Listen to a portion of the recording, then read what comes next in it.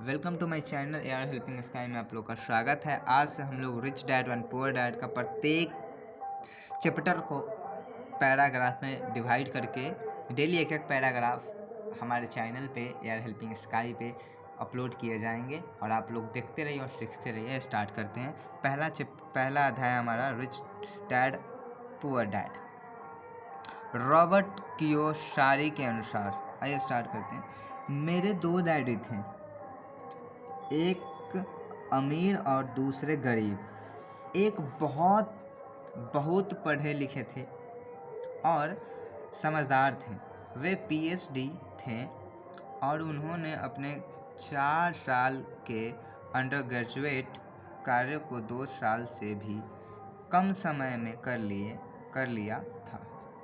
इसके बाद वे आगे पढ़ने के लिए स्टैनफोर्ड यूनिवर्सिटी ऑफ शिकागो तथा नॉर्थ वेस्टर्न यूनिवर्सिटी गए और यह सब उन्होंने पूरी तरह से स्कॉलरशिप के सहारे ही किया।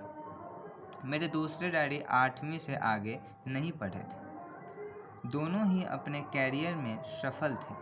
दोनों ने जिंदगी भर कड़ी मेहनत की थी। दोनों ने ही काफ़ी पैसा कमाया था, परंतु उनमें से एक पूरी ज़िंदगी पैसे के लिए परेशान होता रहा। दूसरा हवाई के सबसे अमीर व्यक्तियों में से एक बन गया। एक के मरने पर उनके परिवार खर्च और ज़रूरतमंदों को करोड़ों डॉलर की दौलत मिली। दूसरा अपने पीछे कर्ज छोड़कर मरा। मेरे दोनों डैडी इरादे के पक्के,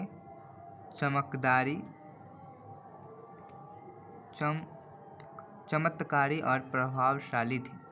दोनों ने मुझे सलाह दी, परंतु उनकी सलाह एक सी नहीं थी। दोनों ही शिक्षा पर बहुत जोर देते थे, परंतु उनके द्वारा सुझाए गए पढ़ाई के विषय अलग अलग थे। अगर मेरे पास केवल एक ही डैडी होते तो मैं या तो उनकी सलाह मान लेता या फिर उसे ठुकरा देता। चूँकि सलाह देने वाले 2 थे, इसलिए मेरे पास 2 विरोधाभासी विचार होते थे, एक अमीर आदमी का और दूसरा गरीब आदमी का। किसी भी एक विचार को सीधे मान लेना या न मानने के बजाय मैं उनकी सलाहों पर काफ़ी सोचा करता था। उनकी तुलना करता था और फिर खुद के लिए फैसला किया करता था। समस्या यह थी कि अमीर डैडी अभी अमीर नहीं थे और गरीब डैडी अभी गरीब नहीं थे। दोनों ही अपने करियर शुरू कर रहे थे और दोनों ही दौलत तथा परिवार के लिए मेहनत कर रहे थे, परंतु पैसे के बारे में दोनों के विचार और नज़रिया एकदम अलग थे। Thank you so much. ये फर्स्ट पैराग्राफ हमारा कंप्लीट हुआ। इसी तरीके से प्रत्येक चैप्टर का प्रत्येक पैराग्राफ इसी तरीके से रीडिंग कर के मैं लाता रहूँगा।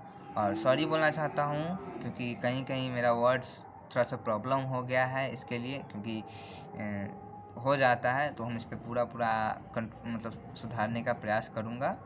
अगले वीडियो से ट्राई करूँगा कि ऐसा ना हो। सॉरी फॉर डिस्टर्बेंस, जहाँ मेरे गलती हुआ माफ़ी चाहता हूँ। Thank you so much. देखते रहिए और सीखते रहिए।